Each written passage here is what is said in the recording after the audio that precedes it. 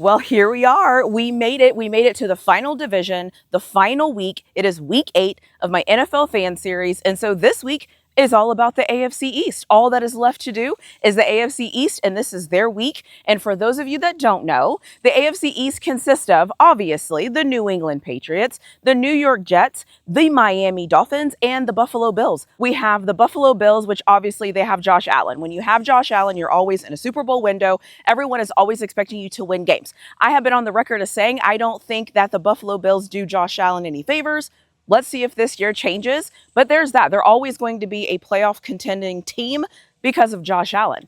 And then you have the New England Patriots. We all know everything that's been happening with the New England Patriots in the offseason with their head coach. They obviously got A.J. Brown. They have Drake Maye. I've been on record to say what I think about Drake Maye. So there is that. I'm not going to shy away from that. I'm not going to back off that opinion until Drake Maye makes me change my mind. So those two teams are the contenders in this division.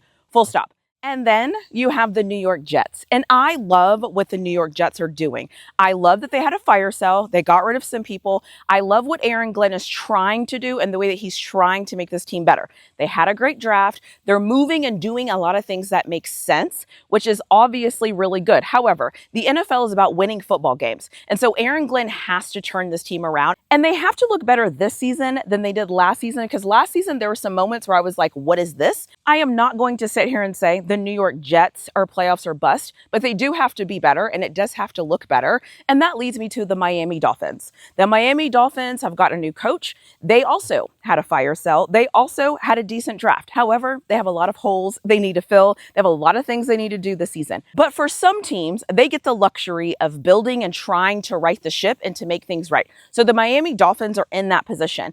I don't know what to expect from the Dolphins. I don't know what to expect from the Jets. I know what to expect from the Bills. I just don't know what their ceiling is. And I know what to expect from the Patriots. And I expect a better Drake Maye.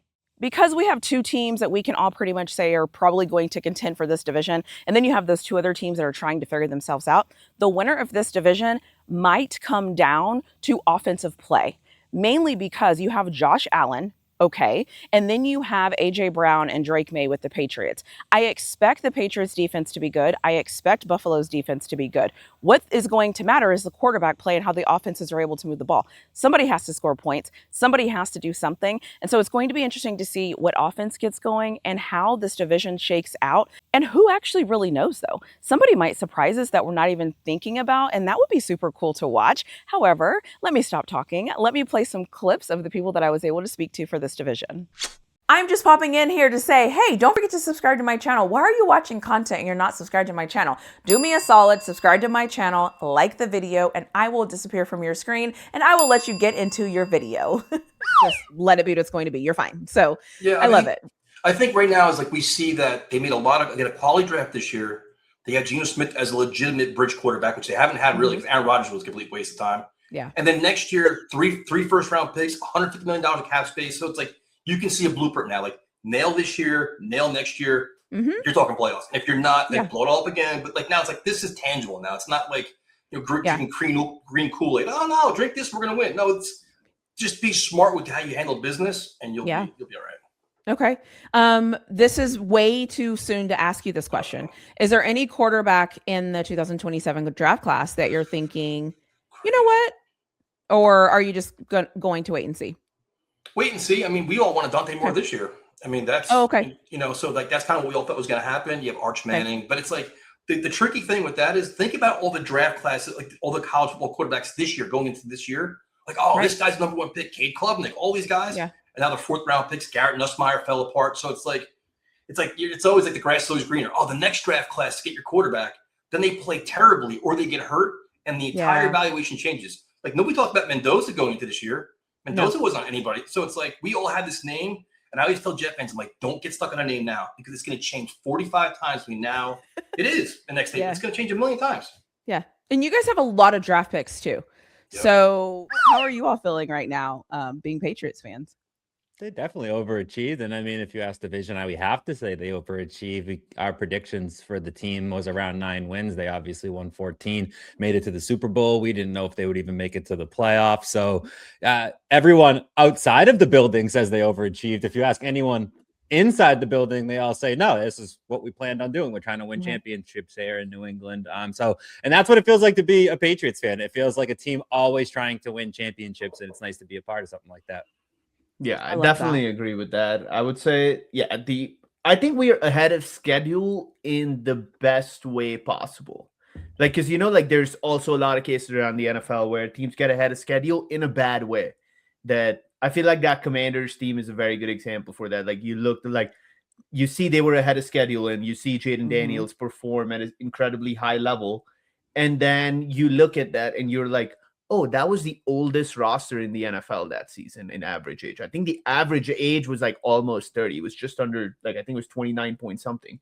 And I feel like with the Patriots, feels like the exact opposite, that our two best players are still on rookie contracts. Or I would say one of our best defensive players in Christian Barmore is on one of, if not the most team-friendly defensive tackle contract in the NFL.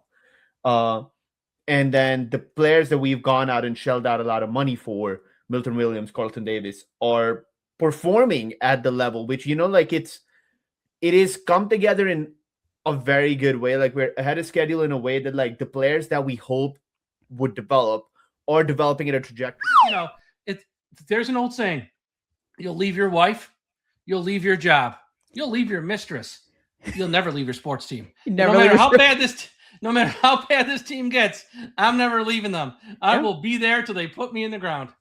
Yeah, I respect that, honestly. And I feel like that's how we all are as fans. I'm like, this team might piss me off every single year, but that's okay. I'm back. When's the draft? When's free agency? It's the abusive relationship I'm okay with. The most abusive, absolutely. So the highs are the highs and the lows are the lows. Yeah. So I love that. So what is it like? Okay, before the draft, I felt like the Dolphins were having kind of a fire sale of sorts, getting draft capital, doing what they need to do, repositioning themselves. How are you feeling during that time before the draft? How are you feeling about the Dolphins? I was actually eerily calm and somewhat happy. Because the people who were in the positions of power, who led us to this mess that we are now in, were finally gone. And they needed to be gone probably a year or two earlier. But it took our owner a little bit longer to get there. Took Troy Aikman stepping in and helping out to get us there. And I'm okay with that. I am okay literally starting from a blank slate. We are a glorified expansion team. We have $180 million of dead money. We are look, if you're a fan of the Dolphins, you probably know this deep down inside. Most fans will admit it. Like, at what point is he going to figure it out? Is he going to figure it out? Are we going to keep sticking with him? And they actually parted ways. So I was wondering, how are you feeling about that? Were you shocked when they parted ways? Were you excited when they parted ways? Were you a little bit of everything? Like, how are you feeling? So the season ended terribly. Versus the Broncos. By the way, that was a catch. I don't care what anyone says. Like, that's not even up for debate. That was a catch. The NFL is so what is a catch? What's not a catch? I don't understand. We don't know anymore. But from everything that I know about the rules, that was a catch, right? But anyways, regardless of that, we lose that game. I was on record in saying that McDermott wasn't going to go anywhere. Our owner was not going to fire him, even though I wanted him fired since 2021 or the end of 2021, which is the 13-second game. It's not that he was a terrible head coach. It just he just couldn't get the job done in the playoffs. There was a lot of stuff wrong with the head coach that I just felt like he wasn't a Super Bowl caliber coach because of his flaws. But I didn't think our owner would have the balls to fire him, to be honest with you, because of the winning, because of the constant going into the playoffs. I believe we made it. I usually don't really do this, but I just want to say my favorite shirt was in this video, and it was the Jets shirt. It was my favorite shirt, and I'm just calling it out here. I usually don't ever talk about what I'm wearing, but that shirt did something to me, and I just love it. So I just needed to say that. But hey, no one's here to hear me talk about what I'm wearing in these videos.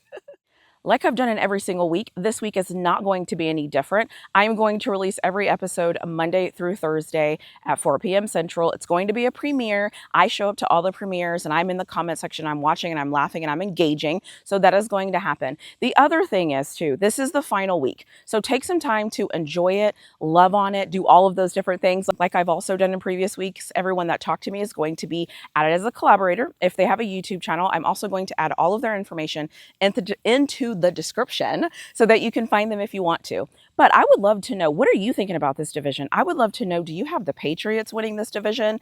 Do you have the Bills winning this division? How do you think this new look Bills team is going to look with a new head coach? That is going to be fascinating. And what do you think? Am I underselling the Miami Dolphins? Am I underselling the New York Jets? I would love to know your opinion. And as always, thank you for being here through this whole time. I hope that you enjoyed this week as it is the final week. And as always, I will see you in my next video.